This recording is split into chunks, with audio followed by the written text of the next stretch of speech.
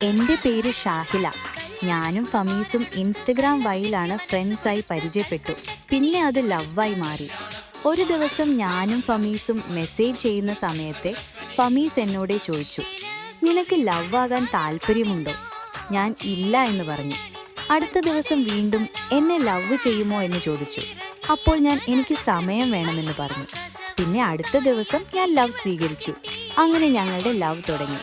പിന്നീട് 3 വർഷം കഴിഞ്ഞപ്പോൾ വീട്ടുകാരോട് ഞാൻ പറഞ്ഞു, ഞാനൊരു പെണ്ണിനെ സ്നേഹിക്കുന്നുണ്ട്. വീട്ടുകാർ സമ്മതിച്ചു. തുടർന്ന് ഫെബ്രുവരി 12, 2023 വീട്ടുകാരെന്നെ കാണാൻ വന്നു. അവരെന്നെ കണ്ടിട്ട് പെൺകുട്ടി ഓക്കെയാണ് എന്ന് പറഞ്ഞു. 1 വർഷം കഴിഞ്ഞ് ഇരു വീട്ടുകാർ കൂടി നിക്കാഹ് നടത്താൻ തീരുമാനിച്ചു.